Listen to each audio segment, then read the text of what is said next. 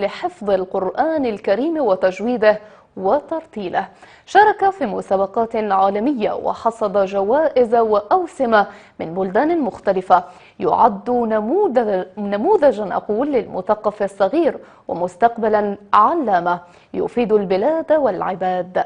سعداوي العرج زاره في منزله وأعد التقرير التالي. بسم الله. إسلام شاشي طفل جزائري حباه الله ملكة الحفظ وفنون الإلقاء، ووجد في أسرته الصغيرة الظروف المناسبة من الرعاية والاهتمام والتدريب والمتابعة حتى فاق أقرانه بأشواط وأبدع في التجويد والترتيل.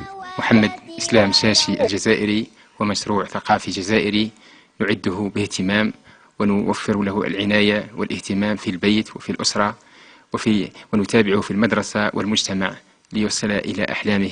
مثل محمد إسلام الجزائر في مختلف المحافل الوطنية والدولية ونال أوسمة وشهادات عالمية، يحمل في ذاكرته ثقافة أدبية تصل إلى أكثر من 2500 بيت شعري.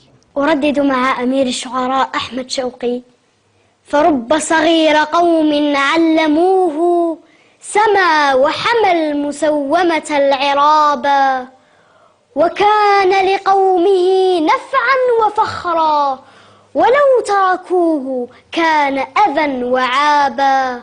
فعلم ما استطعت لعل جيلا، فعلم ما استطعت لعل جيلا سيأتي يحدث العجب العجابا. إنه ابن الجزائر وأصغر مثقفيها وممثل أطفال الجزائر في مختلف المحافل العالمية. تصدق فيه مقولة الإمام عبد الحميد بن باديس رحمه الله: طينة الجزائر طينة علم وذكاء إذا واتتها الظروف. ما شاء الله، فخورة هي الجزائر كونك جزائري يا ابن الجزائر. دمت دائما متألقا وحفظك الله. إلى حي شعبي باب الوادي بالجزائر سوق دلالة يبدأ من الساعة 7 مساء ويتواصل إلى غاية 3 صباحا.